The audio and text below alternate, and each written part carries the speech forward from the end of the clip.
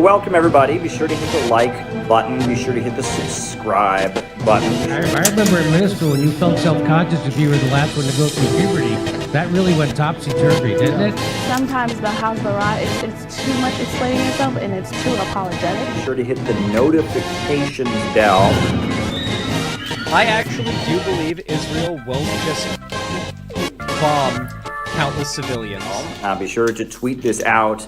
Be sure to put this up on your Facebook. You have to be kind to people. Be kind to the guys in this mess in the first place. Put this up on your Reddit. Chile is a country. Be sure to cut and paste,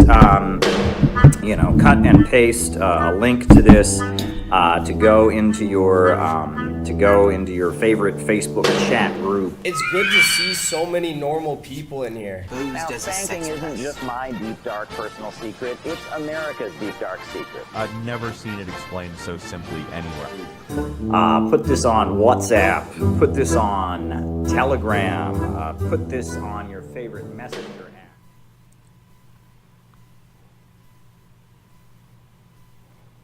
Hello and welcome to the Untitled Anarchist Seagull channel. I'm your host, an Untitled Anarchist Seagull called Elise, and I see, yes, because I migrated everything over to Firefox recently, except not everything because I still have to get OBS set up so that, there we go. That's what we want to see. And it's been an interesting week.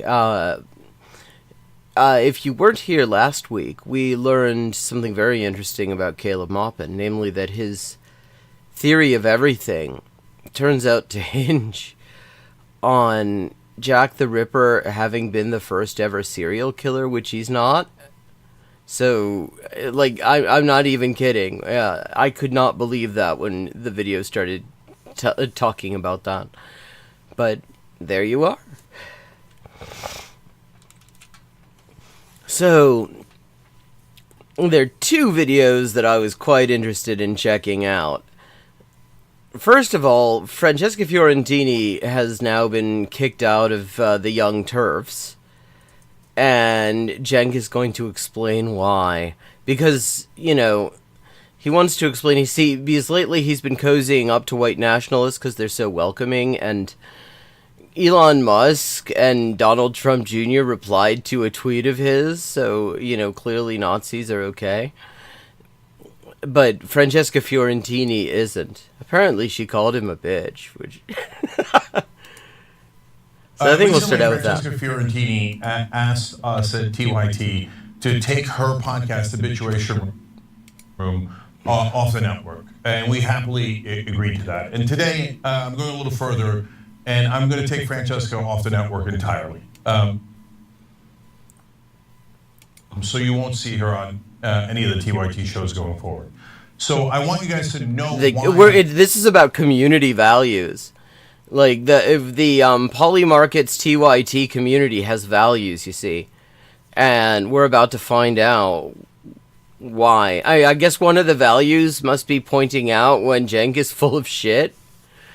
That you're not allowed to do that, I mean. And how this whole situation isn't really about Francesca. It's about TYT, our community, and what we stand for. And I have to say, yeah, that's absolutely right, because the whole thing is that this, I mean, I never really watched TYT, but my understanding, and other people have confirmed that, is that their whole thing used to be that they're the home of progressives and everything like that.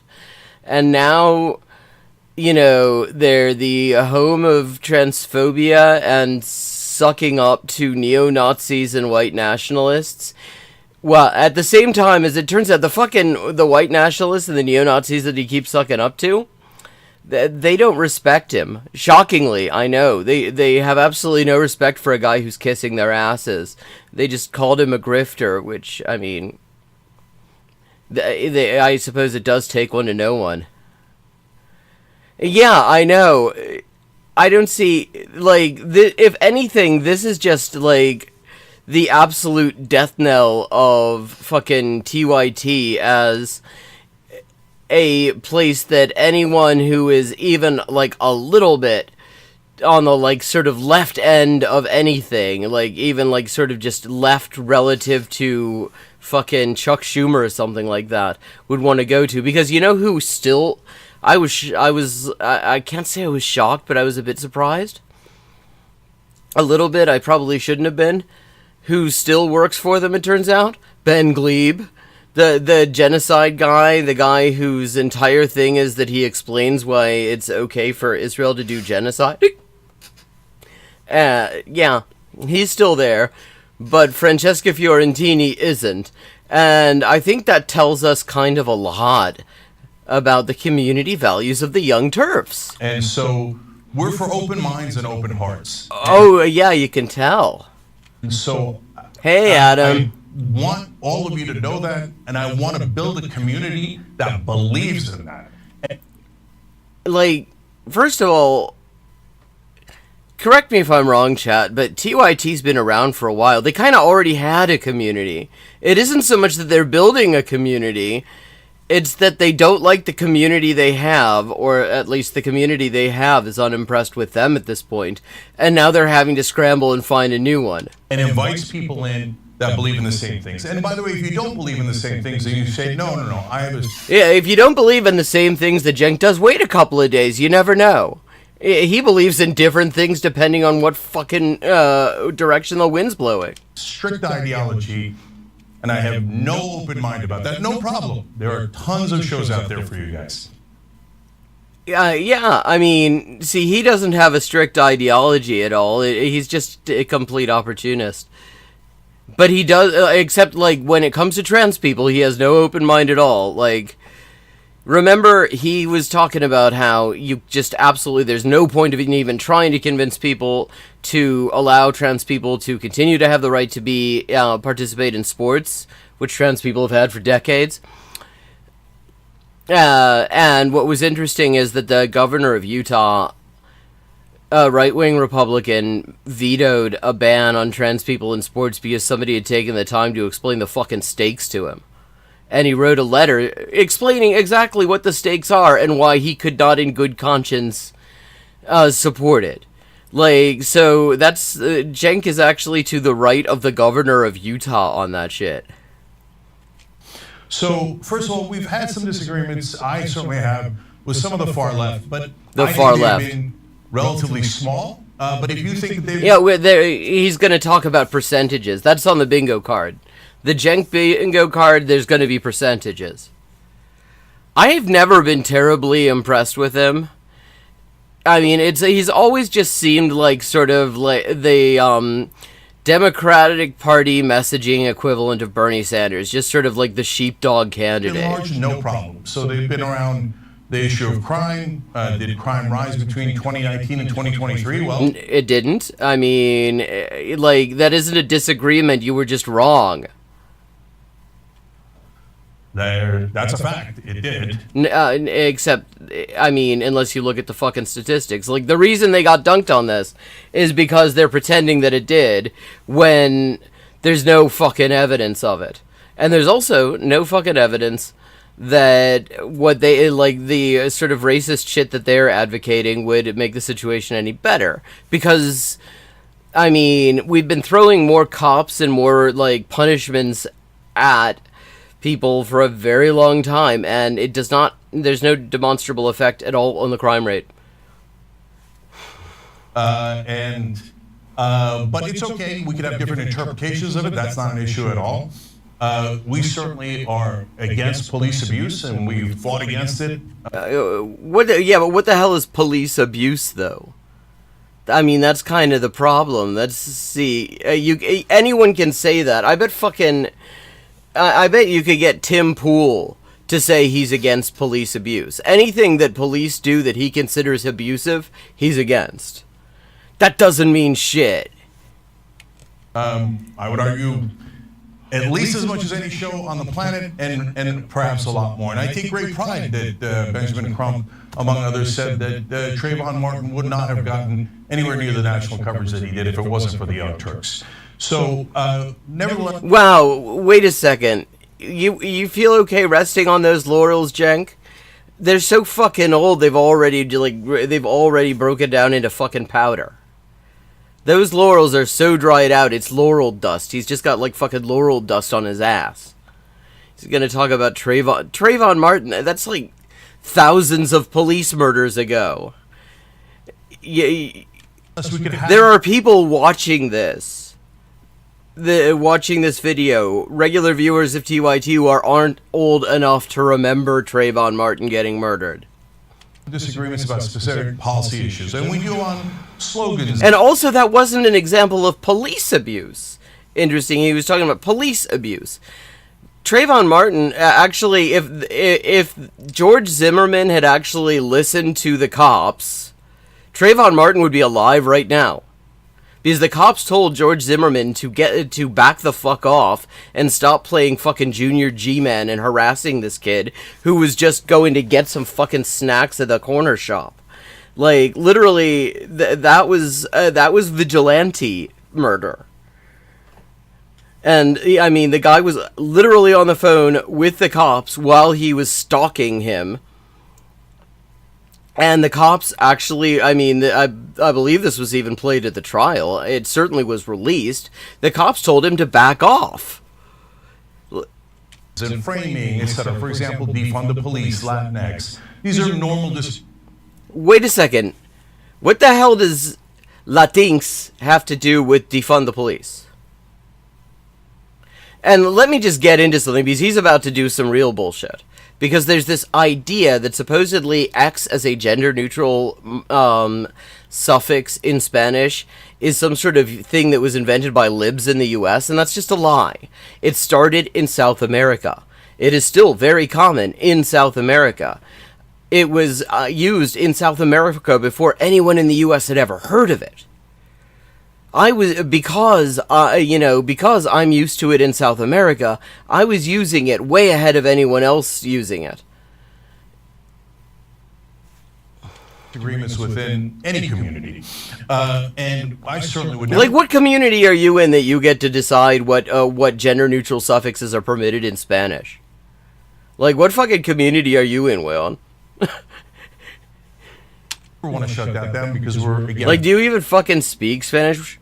For open minds. And of course, we've had some disagreements on the issue of transgender rights. Let me just say quickly what my position is, because a lot of people outside of the network have been misleading you about this. Oh, okay. Like, I'm great. I can't wait to hear that I've been misled, because my understanding is that after 11 months after pointing out that when right-wingers pretend to be outraged about phrases like birthing people, that's just a bunch of bullshit, it's just transphobic dog whistling, then fucking Anna Transphobian went and did that, and they doubled down, and basically every trans person who works for them left. I think all one of them.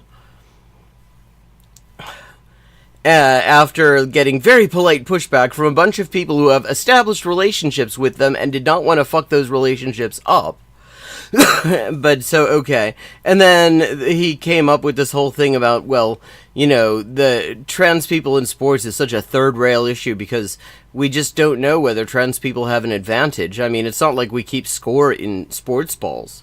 So I'm for 100% constitutional rights for transgender Americans. Okay, this is such bullshit. This is what, like, this is turf discourse circa, like, 2013. Okay? Because that's what they would do. They'd like, oh, well, we're all for the civil rights of trans people. And then, okay, so what are you against? Well, we're against trans people being allowed to be in public space. We're against trans people being allowed to have their gender legally recognized. We're against trans people being allowed to play sports and use public toilets and, you know, go to domestic violence shelters when they are trying to get away from domestic violence type situations. Like, and so all of those things are civil rights, it's worth noting. The reason they do this bullshit is specifically because it sounds like they're making a generous concession, but they're not. Because why they're Americans, just like the rest of us. No, not all trans people are, and why the fuck should it matter? Why the fuck should the nationality of trans people matter for whether they're allowed to fucking piss? And they should have the same exact rights as us. They should be protected in bathrooms. They should definitely be allowed to serve in the military. And I happen to think that they should be allowed. Which bathrooms, though, Cenk? Which bathrooms? I mean, and I will say, to my knowledge, he has never actually come out in favor of bathroom bans. But he's been swinging the wrecking ball a fair bit lately. I wouldn't be surprised if he changes his view.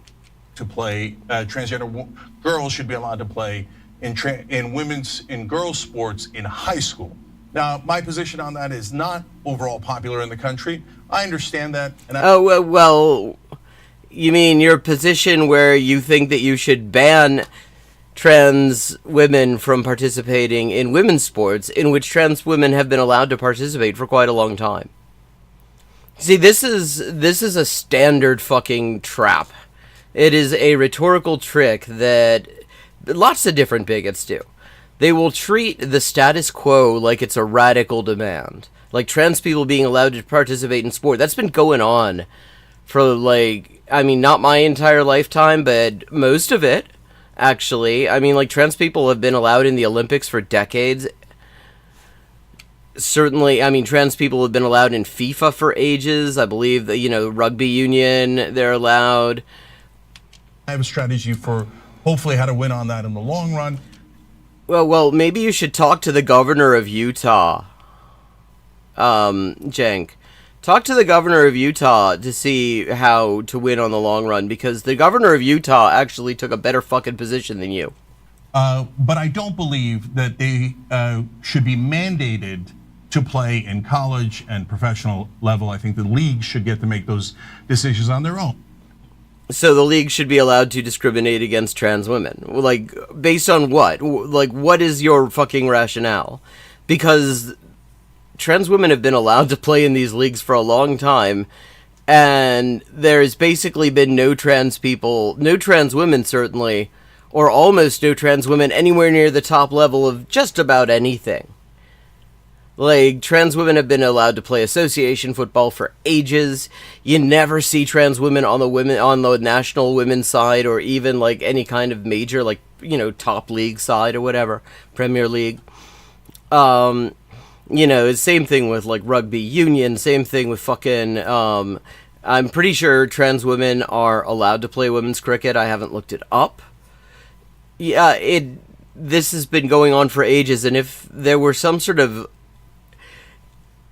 fucking actual unfair advantage trans women had in these sports, we would be seeing trans women all over the top levels of these sports. I think that is a small disagreement. Obviously, others think the same. Yeah, you think it's a small disagreement because it doesn't fucking affect you. Giant disagreement, but that's again not the issue here. He's so big about this. It's just he's so big. This thing, yeah, he understands how people who are affected by the civil rights violation that he's willing to accept, and in fact thinks is the right thing to do. He understands why they would think that's a big issue, but he, as somebody who is totally unaffected by it, he thinks that it's not a very big issue, but he can see why people who are affected by it might feel that it is. I think what the issue is when others among the issues. Yeah, exactly, Adam. Yeah, exactly. The thing about sports is we do keep score. We do fucking keep score, and we would know. There are all sorts of sports statistics. In football, it's how many goals are scored or whatever. Yeah, or, what their batting average is and their strike rate and all these things. And it's the number of it's so rare for a trans woman to be at a level of any sport where where there's any media coverage, that ends up being the fucking story. Is when others say, only my opinion is the correct one, the moral one. Everyone who disagrees with me is unintelligent, immoral, collaborator, etc. Well, I mean, you are collaborating. You are actually collaborating in the denial of civil rights to trans people here, which is great because he said that he said that trans people should have all the same rights, except for some of them. They should have all the same rights on some things. Well, we'll get to the specifics on Francesca in a second. I'm saying that generally. And that they speak for the left. Well, let's find out if they do speak for the left. This is a little bit of Francesca, a little bit of Emma Vigeland from Majority Report, and who's also been cooking them like a fucking biscuit. spliced in is the act. Cooking them like a fucking biscuit? That sucked. That sucked, actually. That was not... I don't know where I came up with that. I just fucking... I blanked. I was trying to come up with something good there, and it ended up being a biscuit. What are you going to do? Actual facts about what the American people think, and interestingly, what Democratic voters think. First, let's watch this. I'm a big Messi fan, but let me just explain this to you. Answer my question. Would you allow him, if he said I'm a woman, to play in the American women's national team? I mean, first of all, that's not how that works. Like, if Lionel Messi, the standard, FIFA has a rule. FIFA has rules. It does not work the way Piers Morgan is dishonestly presenting it as. You have to have been on hormones for a certain amount of time before, as a trans woman, you are allowed to participate in women's football. Yeah, in fact, you have to actually get your testosterone levels checked. And the testosterone level that they will allow in trans women is actually below the average for cis women.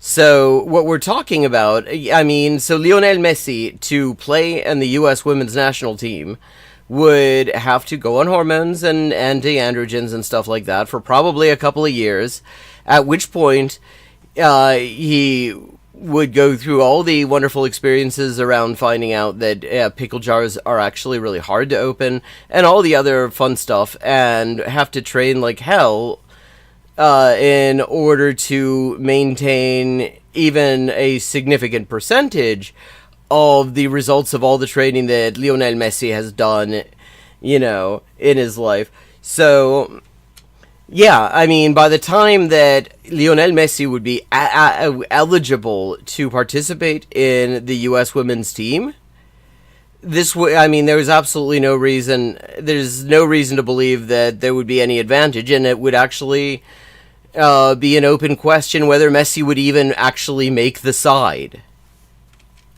Yes, right now. Hell yeah, are you kidding me? Transgender female athletes in women's sports, only 18% of the country says that they should be, in fact, allowed. Well, yeah, but the thing is, how many of those people actually know that that's already been going on? How many of them know that that's been going on for decades now? I mean, yeah, people say that, but how many of them actually know the facts? What that shows is that most of these people think that trans women are not allowed in women's sports as it is. They think it's a new thing. If they knew that trans women had actually been allowed in women's sports for decades, and that the reason you've never heard of one being in whatever sport you follow is that none of them have made the top teams, then I think that we would see a complete change in the views there. To participate in women's sports. Your argument is really bad on this, and you're out of your depth. You're correct that trans women should be able to compete in women's sports, but your argument for it is just scientifically and factually incorrect. I'm actually not bad about this. I'm 100% right on this. I don't give a the scientific explanations. People, if they identify as a woman, get to compete in sports. If that's not fair in the short term for a variety of little competitions, I don't give a and I mean, actually, I mean, that's not great, because that, again, sort of presumes incorrectly that this isn't already the way things are in women's sports. And that's that's not a great argument she made. I agree with her position, but that's not a great argument she made, because the reality is, if this were going to be some kind of a problem, we would have seen it already. My goodness gracious, 79%. You rarely get 79% of the country to agree on anything. That's bullshit, actually. 79% of the country, more than 79% of the country actually agree on a lot of things. Like, if you ask people, do you think that this economic system is fundamentally rigged? Like, roughly 80% have been saying yes to that, like, slamming that yes button hard for decades now. Because the societal interest of including trans people in society trumps stupid competition. Full stop. So I mean, I agree with the sentiment, but the mistake she's making is quite simply that she thinks that this would be a new thing. Apparently, I absolutely agree with the sentiment here. Oh, we have a link spammer. Hello, link spammer. Bye. I'm right about this. You're wrong about this.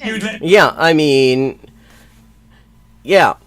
Lionel Messi playing the women's national football team. Yes, I mean, there are already rules on this. Destroy women's football forever. You'd let Usain it'd be Bolt. very difficult. Hang on. To get a ticket, which would suck. I want to do a little checklist here. You'd let Usain Bolt compete as a sprinter in the American women's Olympic team? Yes, actually. I mean, again, Piers Morgan, what he's doing is just dishonest as hell. Which, I mean, he's Piers Morgan. That's just how it works. But, I mean, because he's acting like, okay, there was a bogus fucking manufactured right-wing scandal around a trans woman who had won a women's swimming competition like a year or two ago. And, you know, the right-wingers are all claiming, oh, you know, she couldn't make it, she couldn't hack it as a man, so she decided to use her, like, you know, go into the women's league or something like that, and it's bullshit. She set records when she was competing in the men's league.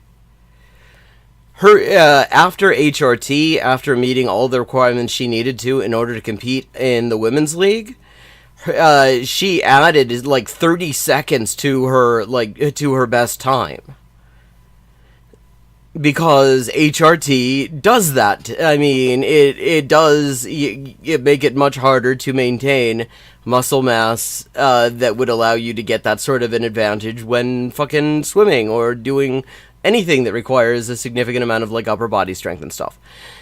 So, like, what he's doing here is just nonsense. Because the reality... I mean, and the reality is... They could, actually, under the rules, they could all play in the Women's League if they met the requirements. Do you remember some bullshit fake-ass movie by the Daily Wire called Lady Ballers? Like, the original version of that was that they were just going to identify as women and play in the WNBA. And then they discovered they had to scrap the entire idea because it turns out, surprise, surprise, that's not how it fucking works. You actually have to meet certain requirements. You've got to have been on HRT and stuff. I don't know what the rule is for the WNBA, but you can't just... there's no league that trans women are playing in that doesn't have some kind of requirements like that. Yes. Okay, you would let Floyd Mayweather compete as a boxer in the women's American boxing team? Opposing them in women's sports. You get 67% of Democrats, so 2/3 there. You get 64% of independents. Yeah, and again, how many of these people actually know that trans women already can compete in these leagues? About 2/3 there. So I'm right about this. You're wrong about this. And in fact, already do compete in these leagues, and you've never heard of them because they never get anywhere? Okay, generally speaking, if you want to say that you're right about something, sure, everybody has their own opinions, and it's their opinions. That's why they think that they're right. It's another thing to say that you speak for the left, as you just saw there. Well, we didn't just see that. 7% of Democrats. Yeah, not the left. Have a position that is actually to the right of mine. Yeah, I mean, people who identify as Democrats tend to be kind of right wing. Say that trans girls should be allowed to play in girls' sports in high school. 67% of Democrats say no, not allowed in any women's sports. Yeah, I mean, and this is just, there are limits to the value of polling information. Like, again, how many of these people actually know So- that already goes on, and that trans women have just demonstrably no advantage? I'll work on my Democratic brothers and sisters, and I'll try to get them to the. Oh, Leah Thomas, yeah.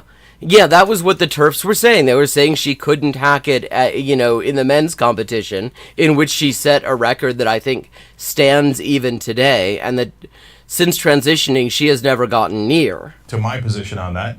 Nothing wrong with disagreements. And if Emma, Francesca, and others can convince 79% of the nation that is opposed to that to come over to that side, fantastic. It wouldn't actually be hard. I mean, somebody convinced the fucking governor of Utah. To have it. Yeah, and it's not, I mean, it's so easy. You say, look, this has been going on for decades. The people who are telling you it's new are lying to you.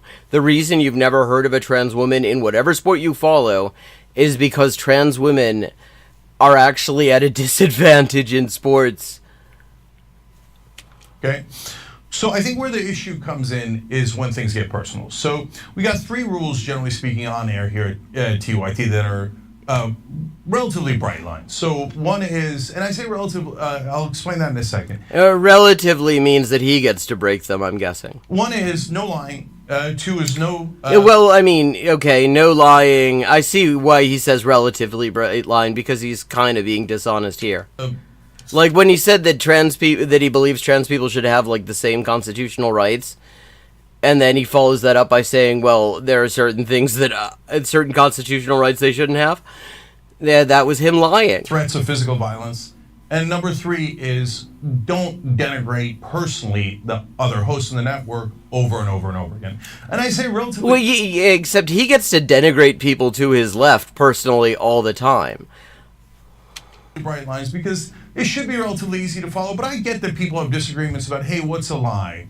Are what they say about crime stats a lie or not? No. Well, I mean, the question is, I mean, to my mind, I call something a lie if I can be about as certain as it's possible to be that the person knows what they're saying isn't true.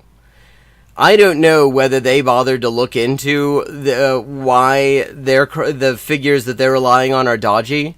Because the thing is, when you look at these stats, what police do, I think Adam Johnson and God, what's his name? Nisa Shiraz, I think. Nisa Shirazi, I think, on the Citations Needed podcast, did a whole thing on this. Because a lot of the time when you see these upticks in, supposedly in crime, the cops have selected a specific kind of crime, defined a very specific geographical area in order to fit the narrative that they want. So if the narrative needs an increase in crime, they will define all of the parameters to ensure they get an increase, including which crimes they take into account. If you look at overall crime, then you get a very different picture. I'm not going to nitpick that. And we get. Oh, that's so big of him not to nitpick people correcting his inaccurate information about crime rates. Heated debates from time to time. Me and Ben Glebe in the past. Me, Ben Mankiewicz. Yeah, I mean, heated debates because like Ben Glebe kind of thinks genocide's cool, and Cenk seems to think genocide is less cool. But not so. So Ben Glebe, the genocide guy, gets to keep his job because of the community values of TYT. Michael Shore, etc. And I love those debates. And somebody might cross the line and say something they shouldn't have, but we usually.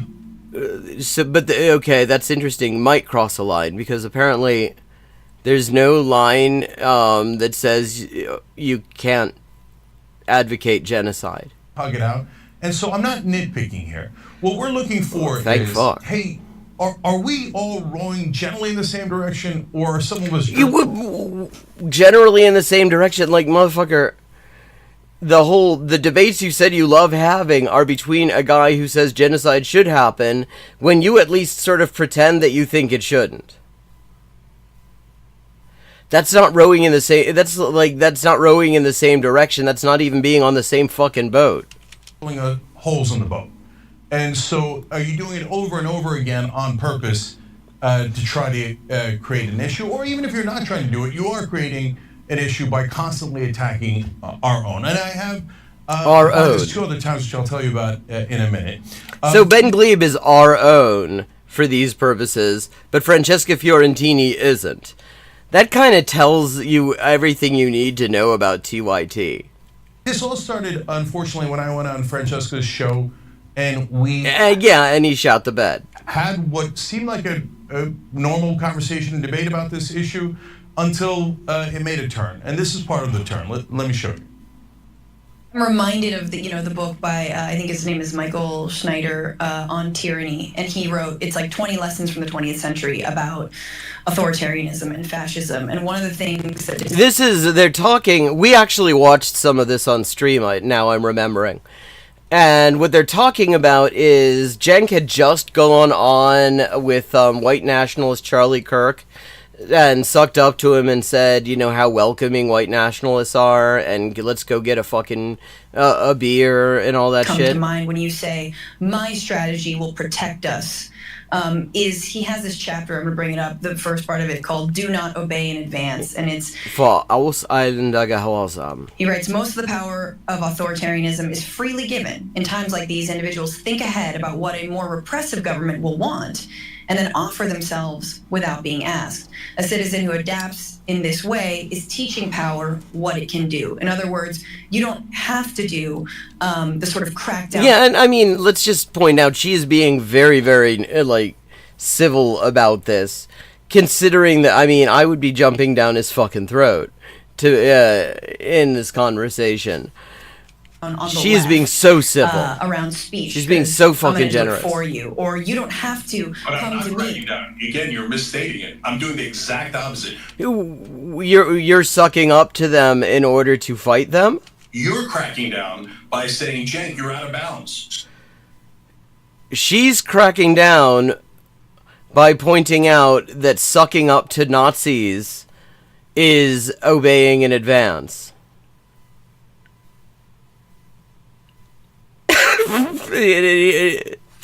Just chew on that for a moment. So you should stop don't your stupid opinion and because you're implicating me. I can't believe that a guy who I used to admire and who I thought had a lot of fight is trying to scratch the back of people who absolutely would never do the same for them. Yeah. I mean, and this aged so fucking well, because at this point, all of the fash that he sucked up to are on record saying that they have absolutely no fucking respect for him. And why would they have any respect for him? To quote Ferris Bueller, you can't respect somebody who kisses your ass. Especially, especially when that person is taking positions radically opposed to where they were, because just months before he started sucking up to Elon Musk and Donald Trump fucking Jr. and fucking Charlie Kirk and the rest of his jerk-offs, he was talking about he was the break glass in case of emergency candidate because Trump is going to be a dictator from day one. He's the second coming of Hitler and all that. And now he's just sort of palling around with these guys and talking about how fucking welcoming they are and shit. Hey, Hail Satine, it's been a while. Good to see you. So we just spent an hour and a half of me explaining how I'm not scratching their back. But you were scratching their back. We all saw it. I mean, in fact, again, this is Francesca being so fucking nice about it because he was kissing Charlie Kirk's ass. And he was he got a little pat on the head on Twitter from Elon Musk and Donald Trump Jr. And he was like, oh, Doge is totally going to do what I said they should do into the Pentagon. And, narrator, Doge did not do what he said they should do to the Pentagon. I'm trying to get. But I can show you more clips, man. Yeah, I mean, again, yeah, she's quite right. There are plenty of clips. He sucked up. We believe in, and we've always believed it. And you go back to scratch their back. At least the trains will run on time. Yeah, I mean, absolutely. She was so fucking charitable to him. I was actually annoyed with her in the beginning of it precisely because she seemed to be like bending over backwards. I mean, she did end up pushing back nice and hard, but still very respectfully. Like, the way you would to somebody that you have a relationship with and you're trying to preserve that relationship. You know, it was very much the sort of calling in where it's like, dude, what the hell is this? I thought we were cool. What are you doing? Like, do you realize what you're doing here? And, you know, that sort of thing. She was actually, I would have to say, considering the thing that she was responding to, extremely nice. Yeah, and the thing is, Mussolini did not make the trains run on time. I don't think anyone has ever made the trains run on time in Italy. The trains running on time, presumably a reference to Germany. I'm the collaborator. Well, I mean, you have been sucking up to them and talking about how welcoming they are. And I'm scratching the right wing's back by having my opinion. The opinion I've always had. The opinion about how welcoming they are. You know, I've had for years, and you guys have seen. The opinion about how Charlie Kirk would be a great guy to have a beer with. On the show. But if you don't fucking beach ball head and his 2-inch face agree with Francesca in that particular case and some other folks in the extreme left, well, the Francesca Fiorentini is the extreme left now. I don't see it personally. I mean, I will say I like Francesca Fiorentini. I like what I've seen of her. I would not call her the extreme left by any stretch of the imagination. Yeah, I mean, he is a literal capitalist. You're not allowed to have that opinion.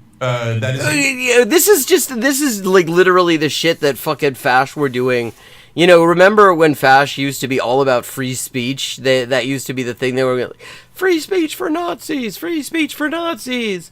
And it turned out, you know, they're not very interested in free speech for anyone who isn't Nazis. But they would be like, by criticizing me, you're censoring me, you're silencing me. And it's just such bullshit. Hakusan, hisashiburi. Moral by definition. And how dare you disagree with them? That makes you a right-winger, collaborator, etc. But if you say, hey, Cenk, look, I know. Well, why don't you, is there anything, like, stopping you from pointing out what you're disagreeing on? Like, maybe, why don't you show a clip from the speech that you gave that she's responding to? That she's quoting someone, you know, collaborating with an authoritarian government and saying that that's what you're doing and you're helping the right wing. You are, though.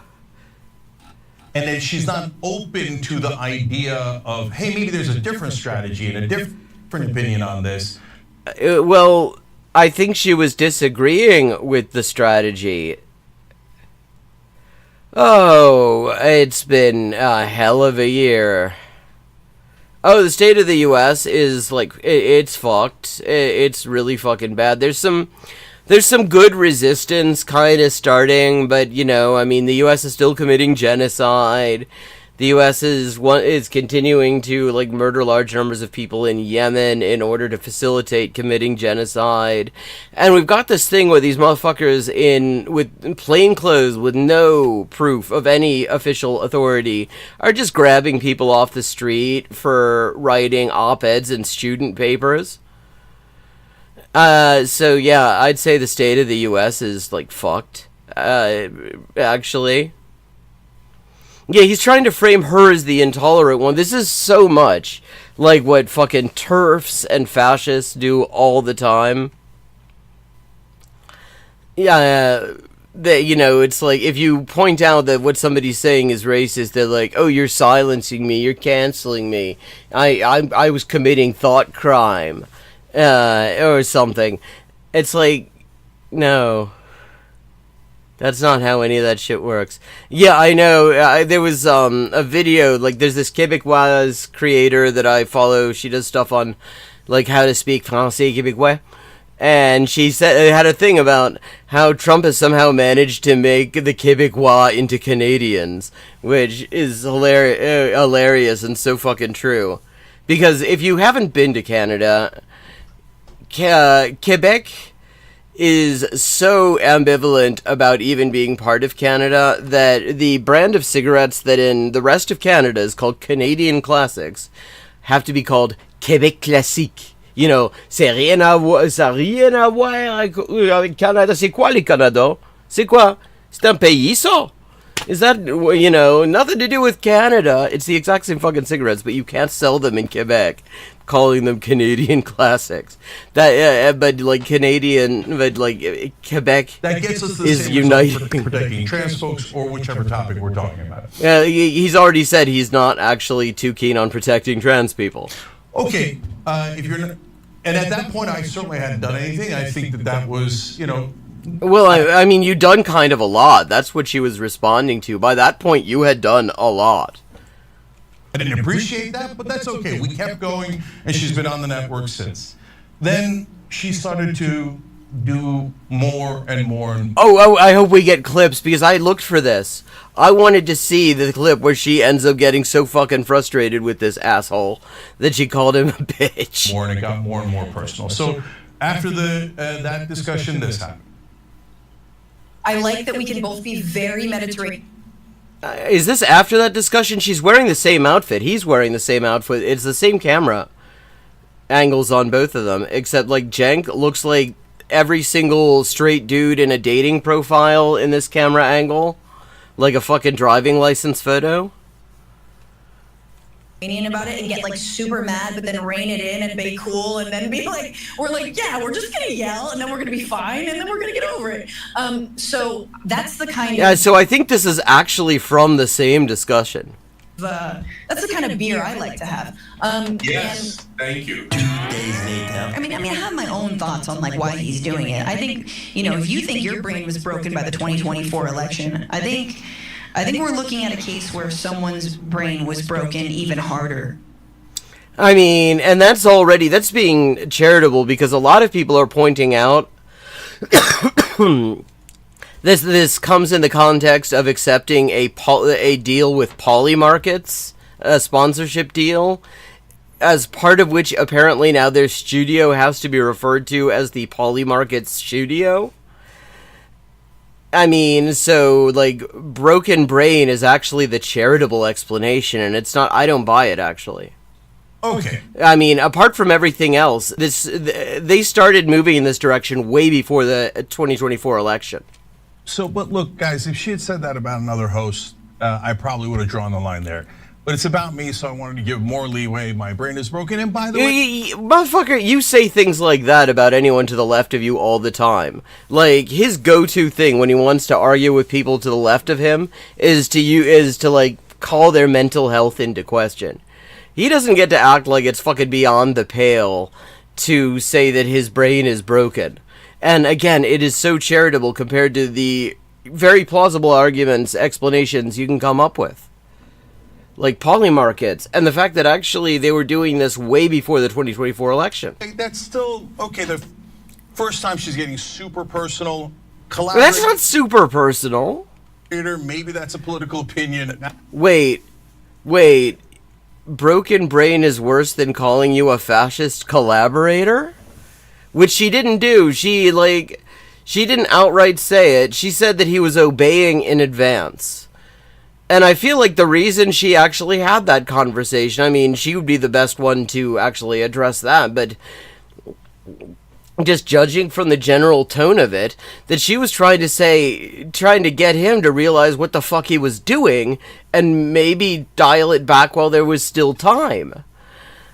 Which, again, like, so it's more like an intervention than anything. Our broken brain, even though we were supposed to have a beer and we were supposed to hash it out and be okay afterwards, but apparently not okay afterwards. But then that was the tip of the iceberg. She continued again and again. Oh, no, let's see more clips. I still want to see her calling him a bitch. Excellent. I do think it's sad that even though they allow people like us into the fold and the fray, they refuse to learn from us or listen to us. Which is a very reasonable thing to say, and it is very true. Because plenty of people way to the left of the Young Turfs have gotten a start on Young Turfs. I think Cenk is a twat. I was unimpressed with him before this. I am way unimpressed with him now. He like kisses Nazi ass. Like, I mean, it's pathetic. I thought he was a schmuck before this. Now he's a pathetic schmuck. And I think that when you have been doing, I mean, form your own opinion, like watching this performance and stuff. But I mean, my opinion is, I think, pretty clear. I'm very unimpressed with the man. I always was, and I'm way less impressed now. this work for so long, and you still cannot grasp the idea of intersectionality, how race and gender and class all intertwine with one another, and how the right, the fascist goal, is to divide us based on these lines. Yes, this is, I mean, and I interrupted myself a little bit there, because what I was saying was, you know, TYT has had all sorts of people in the network who are noticeably to the left. You know, Lance from the Surfs, you know, Francesca, obviously, Fiorentini. You know, there have been other people as well that I can't think of. A bunch of them who have, you know, been associated with the network, have, like, started out through the network and have been part of that. And it is true, like, they have absolutely none of that has ever... Oh god, Destiny is a scumbag. I mean, he is a genocidal piece of shit and also a sex offender. I mean, Destiny is... he is... It's like every time I find out more about him, he gets worse. And he started out... The first thing I kind of found out about him is that he thinks that the fact that Vietnam, that didn't have the kind of weapons they needed to defend against the U.S. meant Vietnam's economic system was too weak and therefore shouldn't exist, or something like that, which was interesting. But then, you know, he started defending white nationalist mass shooters and defending genocide in Palestine, and then it turned out that he's like a fucking sex pest. He's a piece of shit. But there's no, I mean, there is no learning curve. And it becomes clear when you have that situation where there's no cross-pollination. When you have these networks that'll bring in, I mean, it's like the Democrats and Bernie Sanders. They keep Bernie Sanders around, they let him run in their primaries, which they don't have to. Bernie Sanders does not rub off on them in any way. He is, like, completely quarantined. Yeah, nothing he said, no matter how popular the things he says are, they never rub off on the party leadership. And it's the same sort of thing with TYT and all these people to the left. Oh, yeah, absolutely. And River Rune has come up with some great recommendations this week and last. Definitely very well worth watching. Thank you, and I mean, if you keep finding stuff, please keep posting it in there. It's great. It simplifies my life. But you never see any sign that any of this stuff is rubbing off on Cenk and Anna. So it begins to seem like they keep these leftists around as tokens in order to attract people who are to the left of them and try to move them to the right. Like, I don't know, like, who you are. Like, I don't even know if you're smart. You know what I mean? I don't even know. First of all, I don't know who your political mentors are. I don't know who you look up to. I don't know what your touchstones are. I don't know if you know your history in terms of, like, civil rights, women's rights, gay rights struggle in this country. Does anyone know who she's talking to here? Don't know anything. I call into question all of that. It sounds like you are just an opportunistic mouthpiece who wants clicks time and time again.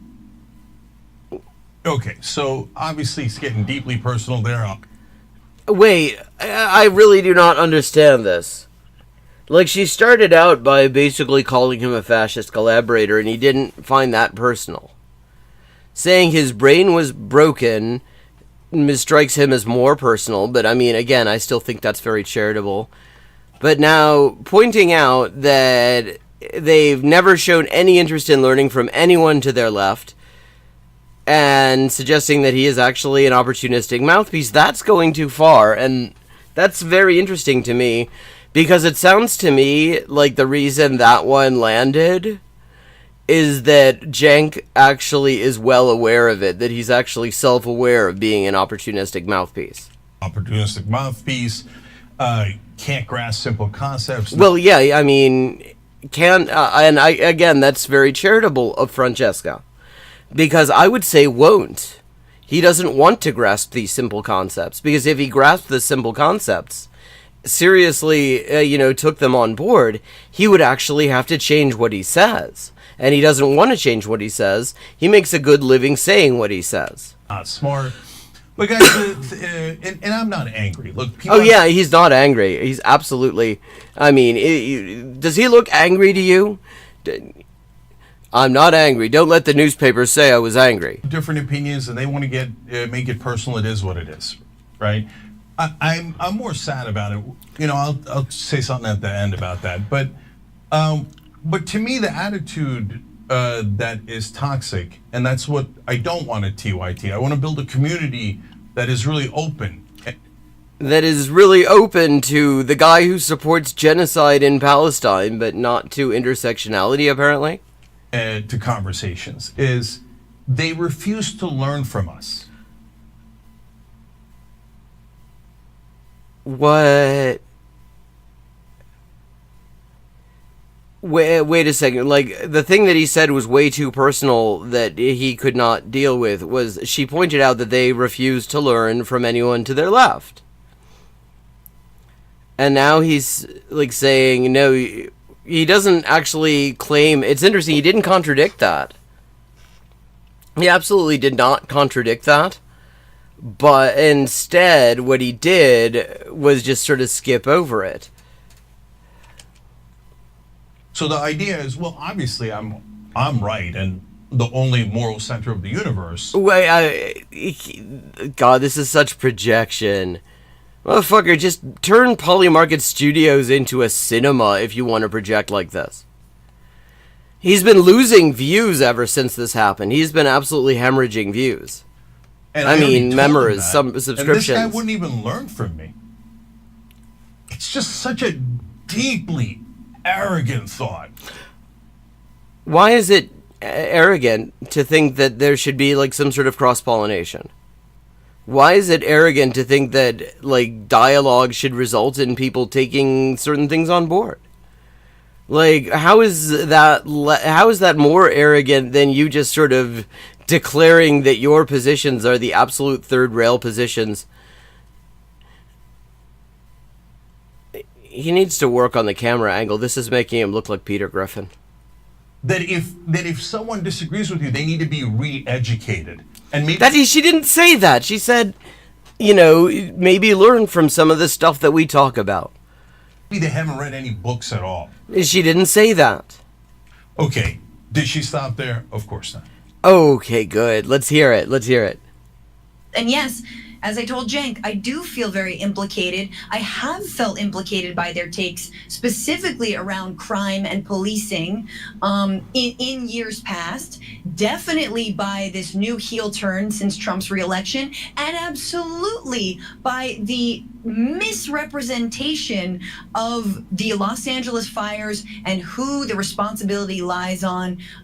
It is enraging. Yeah, I mean, that's just... There was also the thing where they actually just took some bullshit off of, I think, Fox News about supposedly a Venezuelan gang takes over an entire block of flats or something like that. And it turns out, no, that didn't happen. It was a complete lie. And what actually was going on is that the landlord was a scumbag. To say the least. The Los Angeles fires are not the responsibility of the mayor. They're apparently the responsibility of Republicans, or I don't know. I don't know what her thought on that is. I bet she explained it, though. I mean, you're clipping her. Why didn't you clip that?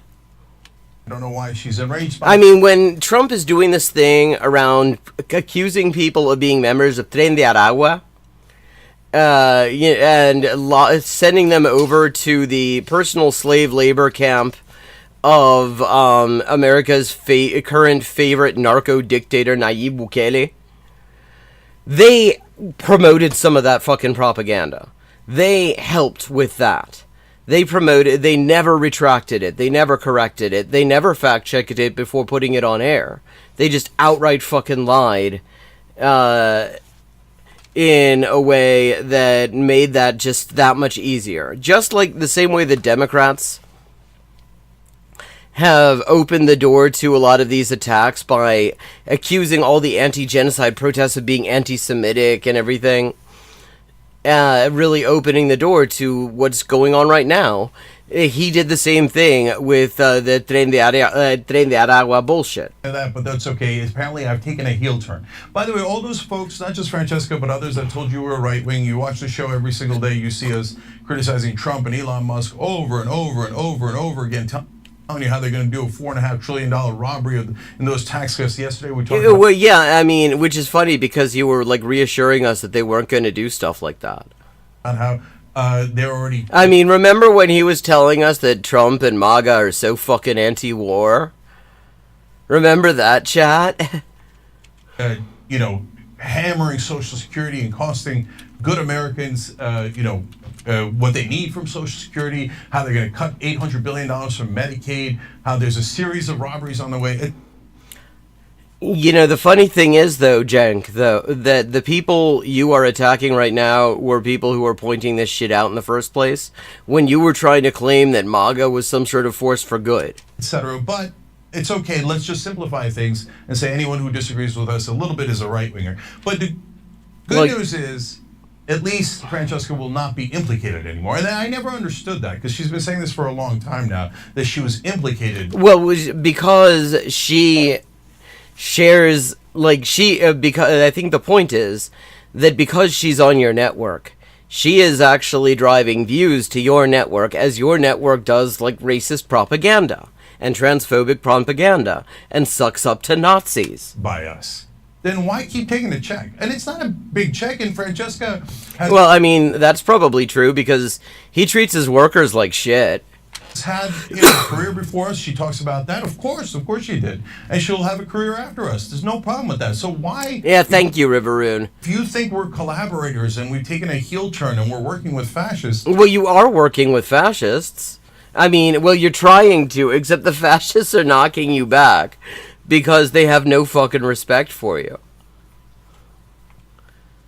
And instead of taking that on board and saying, wow, I have actually sunk so low in my life that Charlie Kirk looks down on me, and having a deep think about that for a second and considering whether maybe you fucked up somewhere along the way, that a prick like Charlie Kirk can look down on you, then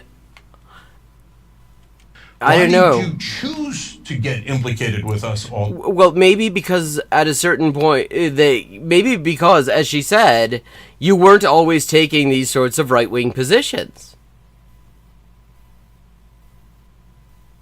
These days, but good news. Oh, I think we've got some more spam. Wonderful. No longer implicated. Believe it or not, she did not stop there. This is now another show. Watch. Anarcho-comunist? Where are you joining us from, Aliastro?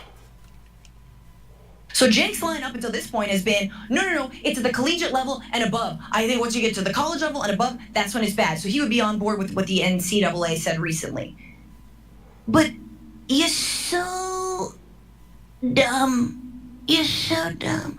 I don't even know how to explain it to you anymore. Unless, this is the other option, unless you also are a transphobe. I mean, he clearly is, though. You know what I'm saying? Unless you also are kind of a misogynist. He really is. Because if you disagree with... acting like that is a beyond the pale thing to say when they've been dog whistling transphobic shit for over a year now. Francesca, or anyone on that part of the spectrum... What part of the spectrum? Well, you must be a misogynist. You must be. Yeah, I mean, if you say shitty things about women, and trans women are women, so saying shitty things about trans women also counts as fucking misogyny. It's its own brand of misogyny. Trans misogyny. It's like the premium version. Collaborating with the fascists. And obviously you must be unintelligent. Now, if I had called her dumb... Which I love how he acts like this is a hypothetical. Not that he specifically called her dumb, but, like, this is his go-to.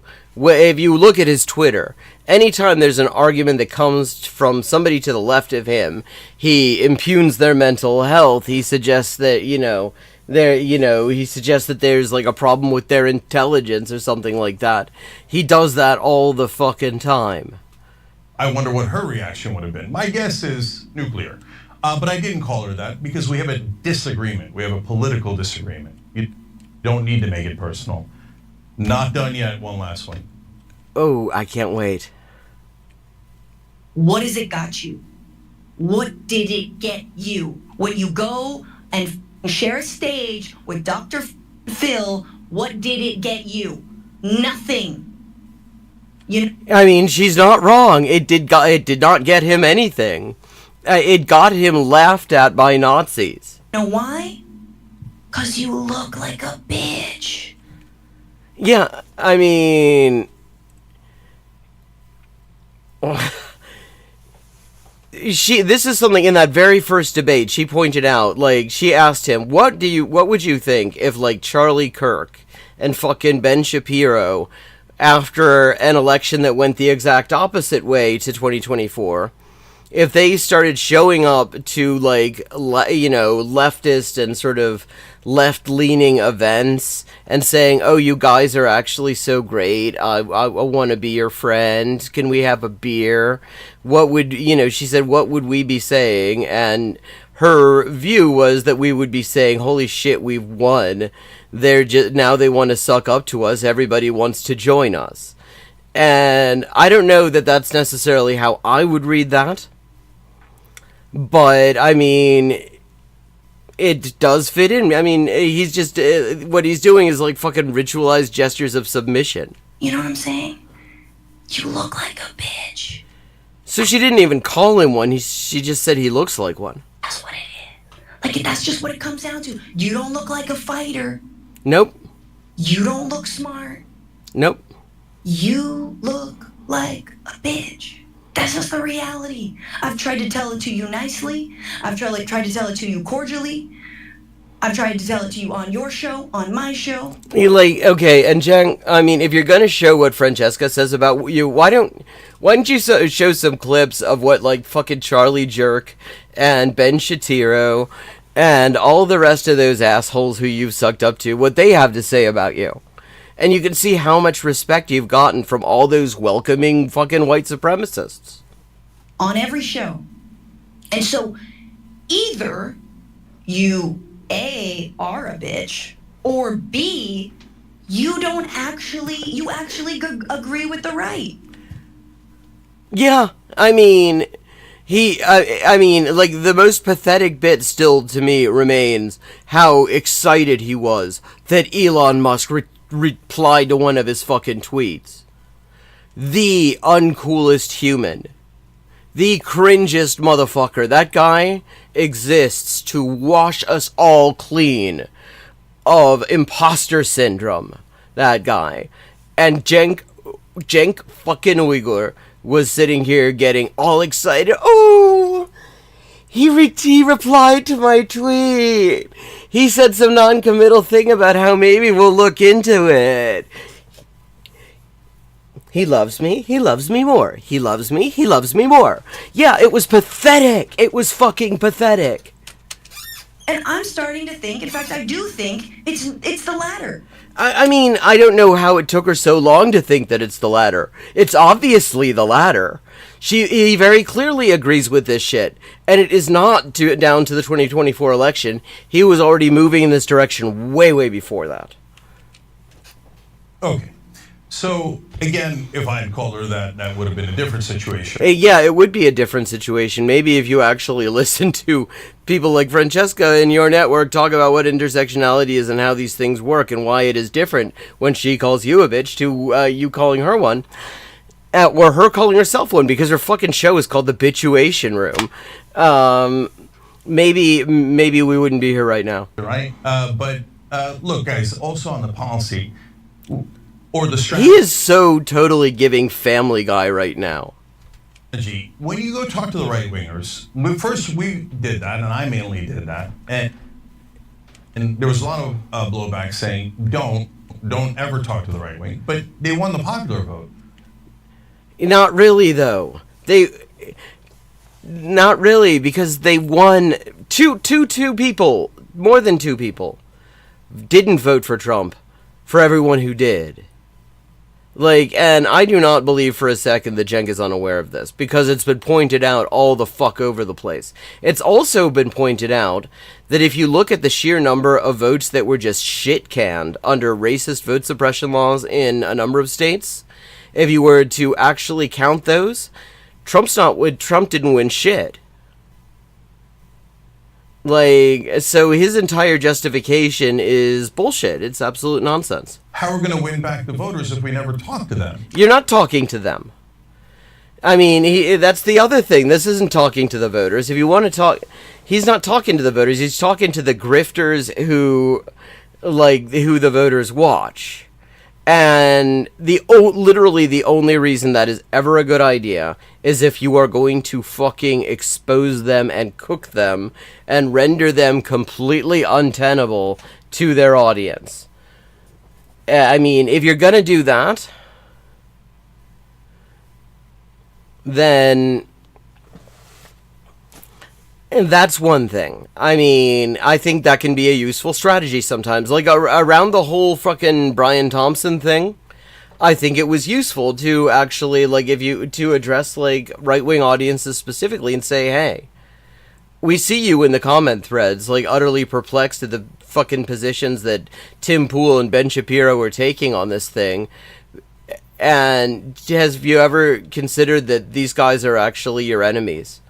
That the reason that they do not share your views on this scumbag health insurance company executive, the reason they don't share your views is because they're on the other side, actually, and they're using all your basest instincts against you in order to get you to stand with your enemies.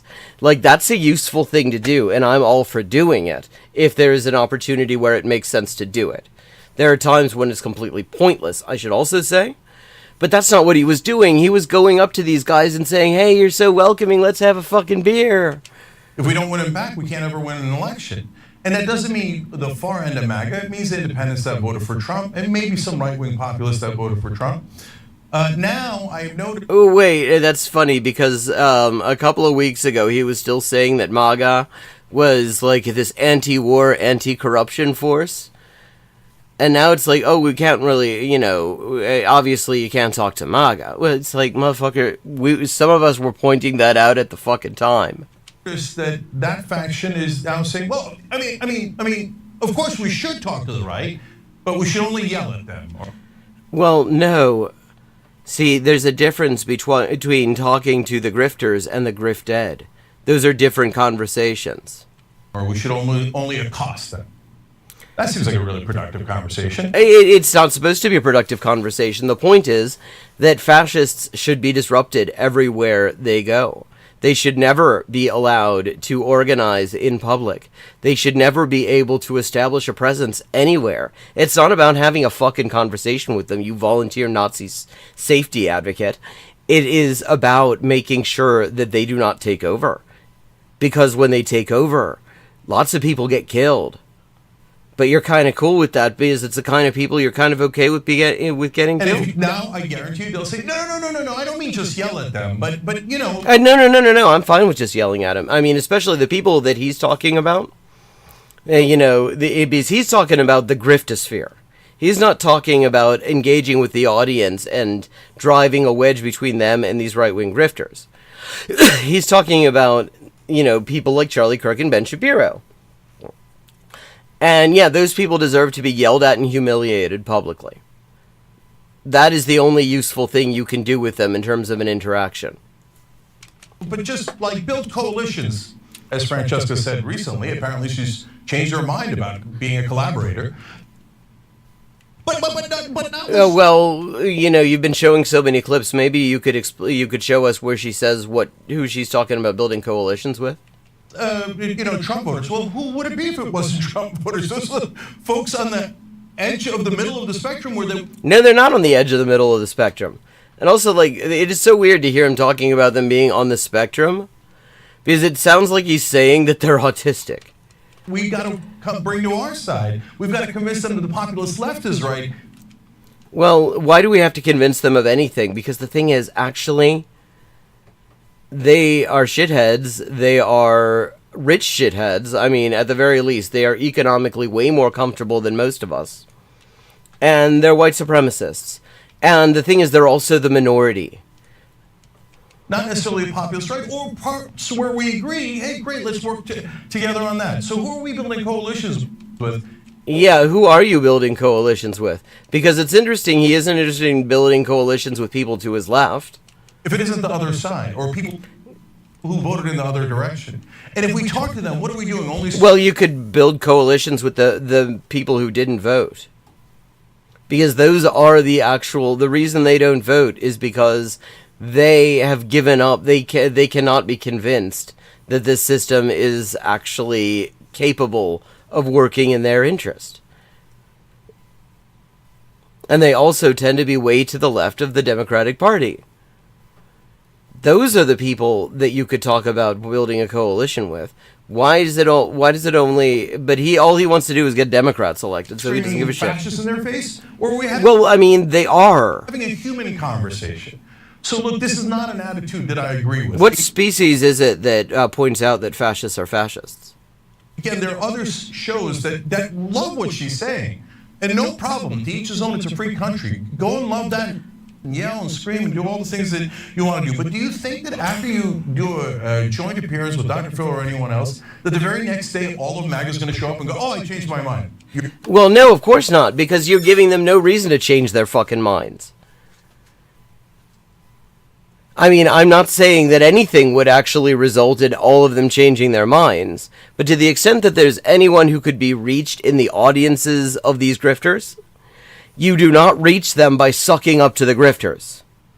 You reach them by exposing the grifters. You're absolutely right. No, this is a gradual process where Americans begin to talk to one another and start to learn about each other and start, oh, that's what you mean. Oh, that's how you perceive it. Ooh, wow. So when you say that you want to solve the JQ, that's what you mean. Oh, that's so neat.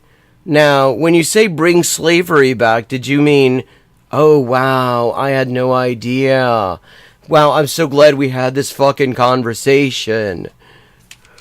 And we begin to have human conversations until we understand each other. What more do we need to understand? Like, Again, if you don't want to understand them, and you don't want to do that... Here's the thing, you can understand them without sucking up to them. Plenty of other shows. So, she said, I tried to tell him nicely. Did you? Yes, she did. She really did. She was like frustratingly charitable for about the first half hour of that thing. I might have missed that part.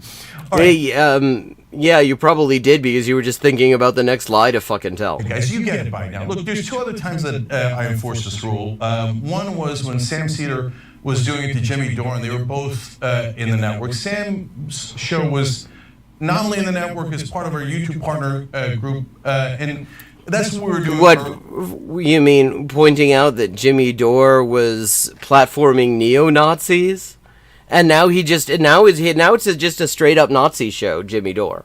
So I mean, wow, that was a great choice there, Cenk. Early on, and I was happy and thrilled with all the folks that were in it before, and then we stopped doing that since then. So God bless, no problem with that. And in terms of but why don't we talk about what the issue was with Jimmy Dore? Sam and others leaving at that point at different points. We were trying to set up. But while they were in the network, I said, Sam, you can disagree with Jimmy all you want. And in fact, I agree with you on the policy you're criticizing him. What was that? You want to tell us what it was, though?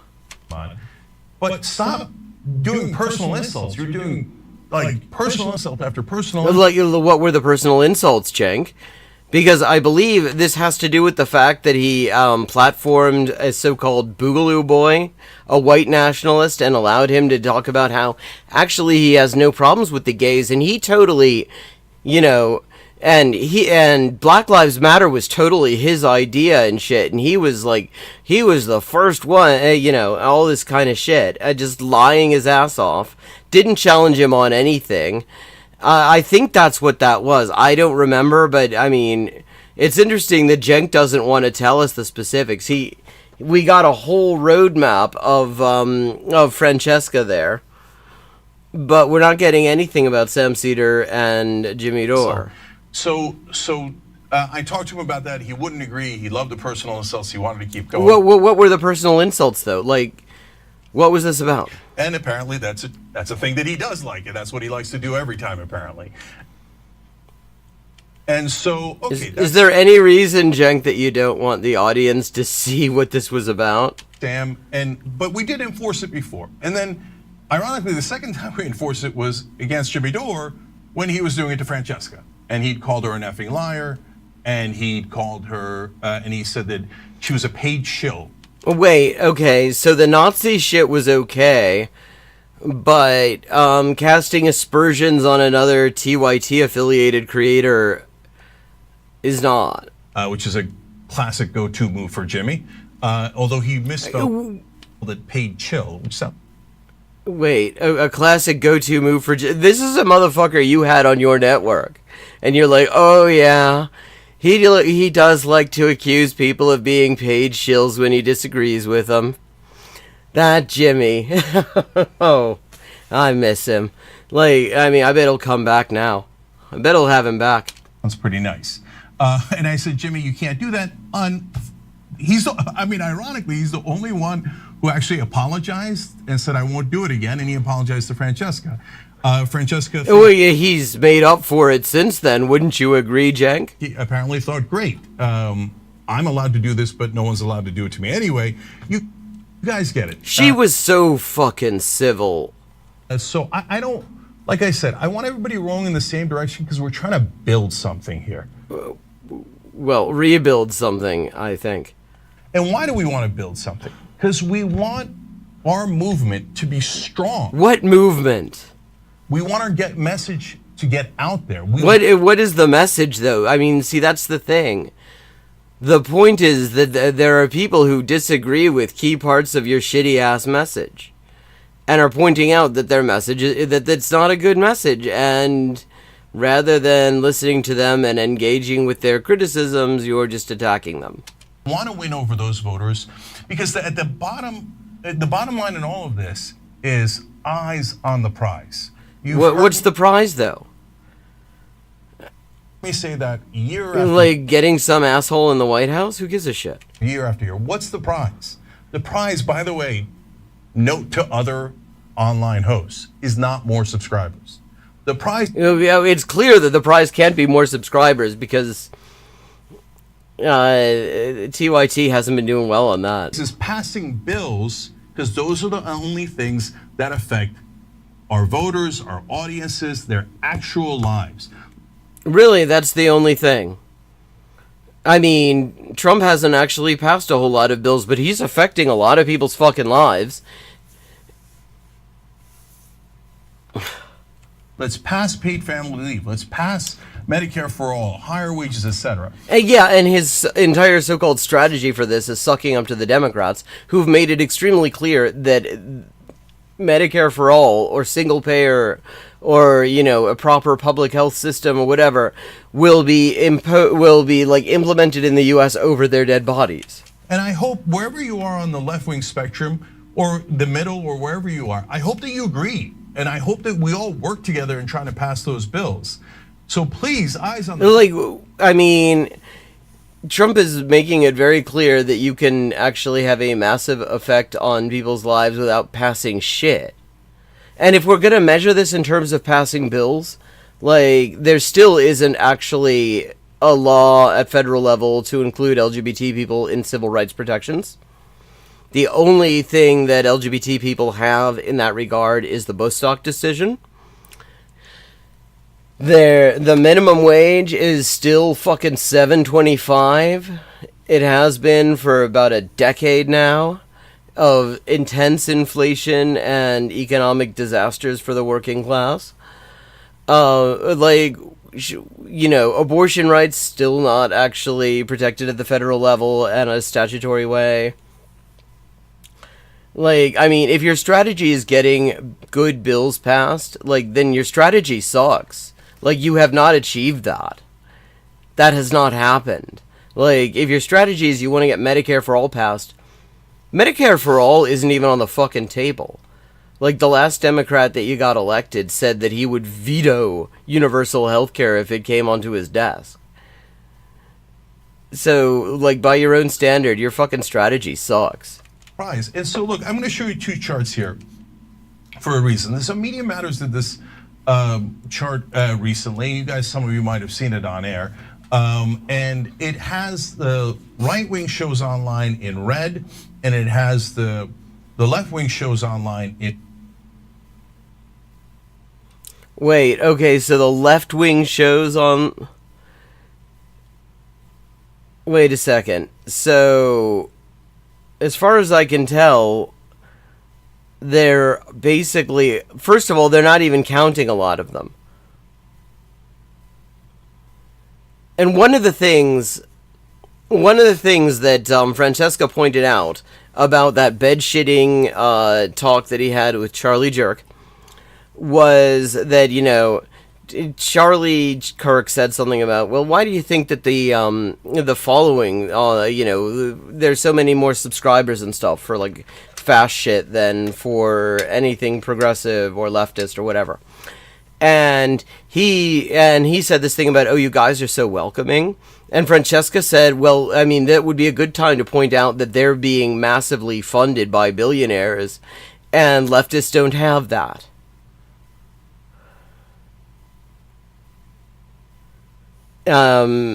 Which was just an obvious response that should have been made, should have been put in front of the audience, that they're basically getting what is somebody has paid a lot of money for them to be seeing. But it is time to wrap it up.